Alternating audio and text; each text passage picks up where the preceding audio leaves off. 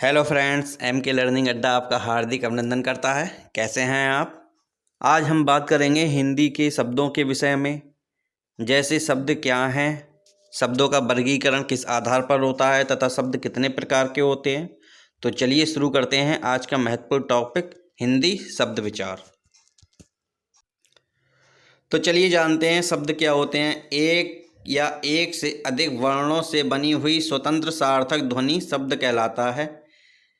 कहने का तात्पर्य यह है कि एक वर्ण या एक से अधिक वर्णों से जिस सार्थक ध्वनि का निर्माण होता है वह शब्द होता है। एक वर्ण से निर्मित शब्द भी होते हैं और एक से अधिक वर्णों का मेल भी शब्द कहलाता है। एक वर्ण से निर्मित शब्द कौन सा होता है? जैसे कि ना, जिसे हम नहीं के लिए प्रयोग कर लेते हैं। दूसरा एक वर्ण वाला शब्द होता है वाह, जो और के लिए प्रयुक्त किया जाता है।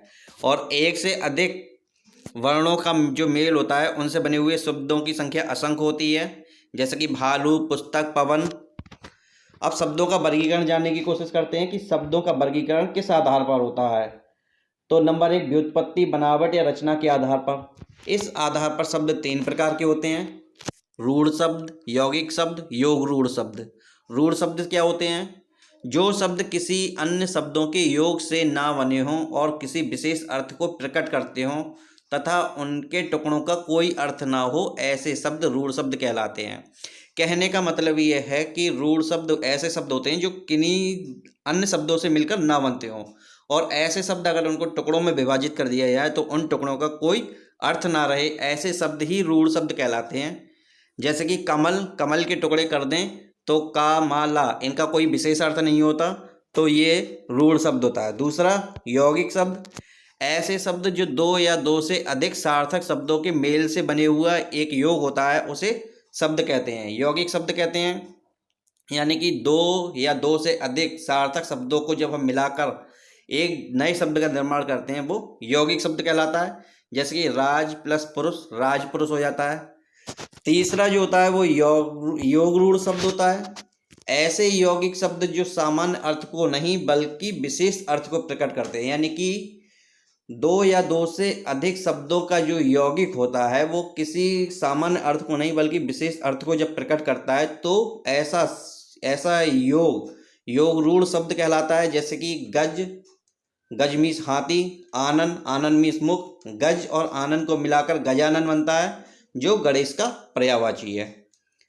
दूसरा जो वर्गीकरण का आधार है वो है उत्पत्ति या स्रोत के आधार पर। इस आधार पर शब्द के 4 भेद होते हैं। तत्सम शब्द। तत्सम शब्द क्या होते हैं? ऐसे शब्द जो संस्कृत भाषा से हिंदी में बिना किसी परिवर्तन के शामिल कर लिए जाते हैं वो तत्सम शब्द कहलाते हैं। कहने का तात्पर्य यह है कि जो संस्कृत के शब्द हैं उन्हें ज्यों का त्यों हिंदी में, यानी कि बिना किसी परिवर्तन के ज्यों का त्यों हिंदी में शामिल कर लिया गया, ऐसे शब्द तत्सम शब्द कहलाते हैं। जैसे कि अग्नि, क्षेत्र आदि। दूसरा, तद्भव शब्द। ऐसे शब्द जो रूप बदलने के बाद संस्कृत से हिंदी में शामिल किए गए, यानी कि संस्कृत के ऐसे शब्द जिनका रूप बदलकर हिंदी में शामिल कर लिया गया वो शब्द तद्भव शब्द कहलाते हैं। जैसे कि अग्नि के लिए आग और रात्रि के लिए रात। तीसरा जो शब्द है देशज शब्द। जो शब्द क्षेत्रीय प्रभाव के कारण परिस्थिति आवश्यकता अनुसार बनकर प्रचलित हो गए हैं वे देशज शब्द कहलाते हैं। जैसे पगड़ी, गाड़ी, थैला। विदेशज या विदेशी शब्द। विदेशी जातियों के संपर्क से उनकी भाषा के बहुत से शब्द हिंदी में प्रयुक्त होने लगे, ऐसे शब्द विदेशज यानी विदेशी शब्द कहलाते हैं। कहने का मतलब यह है कि विदेशी भाषा से जो शब्द हिंदी में शामिल कर लिए गए हैं ऐसे शब्द विदेशी शब्द कहलाते हैं। जैसे कि अखबार अरबी से आया हुआ है, दीवार ये फारसी से आया हुआ है।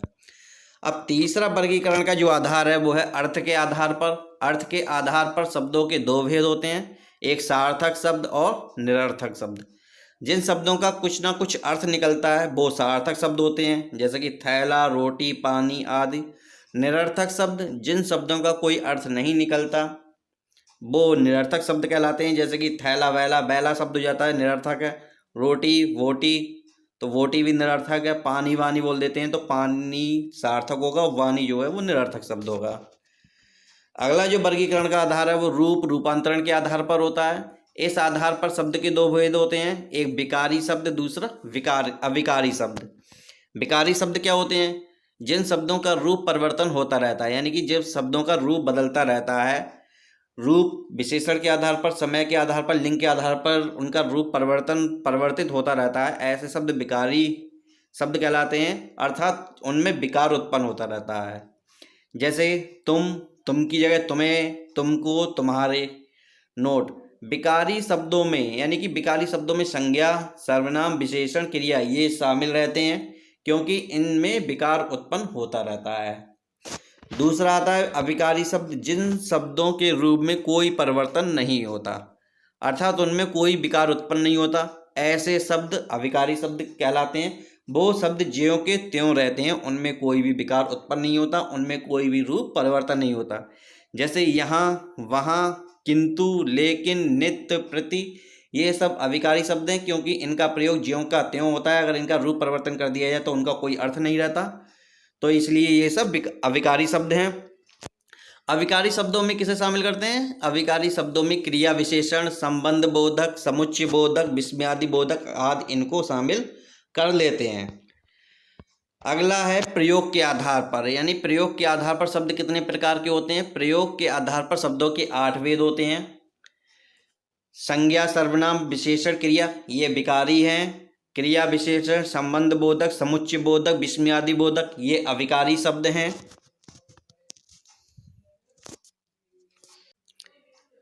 संकर शब्द, संकर शब्द क्या होते हैं? दो भिन्न भिन्न भाषाओं को मिलाकर एक नए शब्द का निर्माण होता है, उसे संकर शब्द कहते हैं। जैसे रेल अंग्रेजी का शब्द है, गाड़ी हिंदी का शब्द है, दोनों को मिला दें तो क्या बन जाता है? रेलगाड़ी। उड़न हिंदी का शब्द है, तस्तरी फारसी शब्द है, इन दोनों को अगर मिला दिया जाए तो क्या बन जाता है? उड़न तस्तरी। यानी कि दो विभिन्न भाषाओं को मिलाकर जिस शब्द का निर्माण होता है वो संकर शब्द कहलाता है। तो दोस्तों, ये वीडियो आपको कैसी लगी? सुझाव अवश्य दें, आपके सुझावों का हमें इंतज़ार रहेगा। अगली वीडियो में हम आपको कुछ विदेशी शब्दों के बारे में चर्चा करेंगे, उनके कुछ उदाहरण देंगे। और वीडियो पर लास्ट तक बने रहने के लिए आप सभी का धन्यवाद।